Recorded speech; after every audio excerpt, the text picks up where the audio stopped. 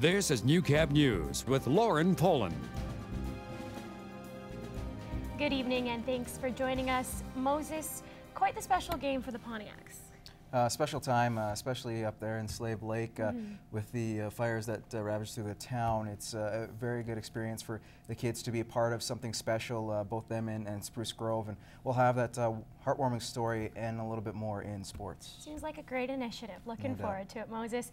And Peter, aside from that freak half hour where we had a bunch of snow, all in all, it was a pretty nice day today. Yes, pretty much actually. And that freak half hour actually gave us our winds, or caused our winds rather, to switch around to the northwest, which will cool our temperature off. We didn't get quite as warm as we thought, but we did hit a high of +1 today. Right now, though, we are at -1 in the border city. You can see those winds are out of the west-northwest now that trough passed through that brought the snow flurries gusting up to 30 kilometers per hour. As we head across the region, the wind is gusting as well in the Battlefords. They're sitting at 1 degree, and the Lakeland region is currently at 0 with mostly cloudy skies. We'll have all your weather details in just a few minutes. A Cold Lake man is being called a hero. As Clayton Brown explains, the Lakeland resident was on vacation in Honduras earlier this month when a sightseeing tour went horribly wrong. He didn't hesitate to help with a daring rescue. They were pulling up to the pontoon, and there goes Cooney, there goes myself, and there goes Larry. Paul Gullackson and his cousin Larry Forsyth were getting ready to enjoy an afternoon of parasailing in Honduras when a sightseeing plane carrying an American family crashed into the water. All of a sudden, Patrick, who was in our boat, Larry's son, said, "Oh my God, the plane crashed, the plane crashed." And we looked over, and there the plane was in the water, and it was just starting to turn over. A man, his wife, and their 4-year-old son from Dallas, Texas, landed only half a mile from Gullackson's boat. We could see the lady was in big trouble. And Larry and I went to her first, and we turned her over and got her up out of the water. There was foam coming out of her mouth. She was unconscious. Paul and his cousin then managed to get the woman to a yacht that had come to help, which luckily had doctors on board. There's a doctor there who immediately put the lady on her side and gave her oxygen.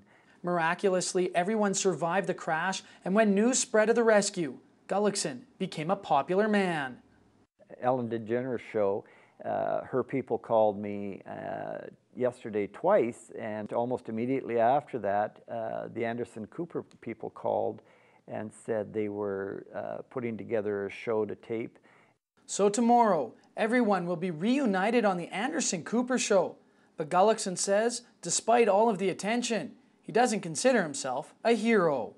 She took her little boy and pushed him up to her husband, and he grabbed her, and she did that with her last ounce of energy and strength, and then she passed out. If anyone in this whole story is a hero, it's Jenny. He says he just happened to be in the right place at the right time. In Cold Lake, Clayton Brown, Newcap News. Wow, definitely a miraculous story. CN Rail continues its cleanup near Wainwright after over a dozen cars fell off the tracks Saturday afternoon.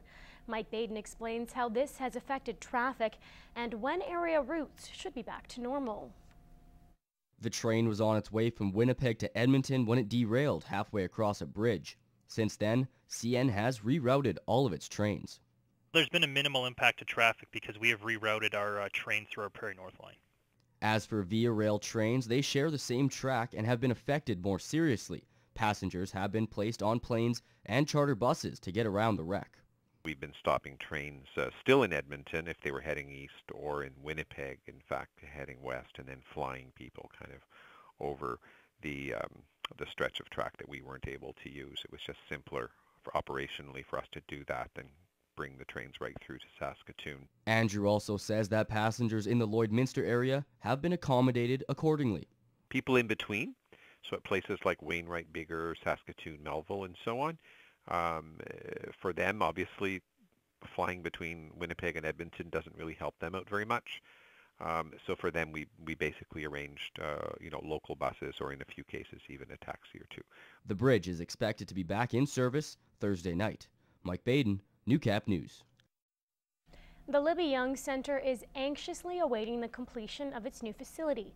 The innovative complex will be drastically different. It will increase space and the number of programs available. Emmett Murphy has more.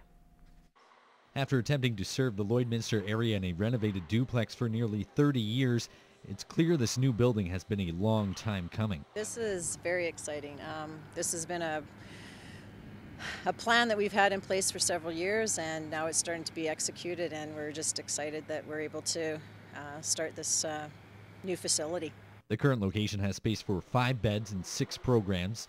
This new structure will house 20 suites and will allow the opportunity for more programs.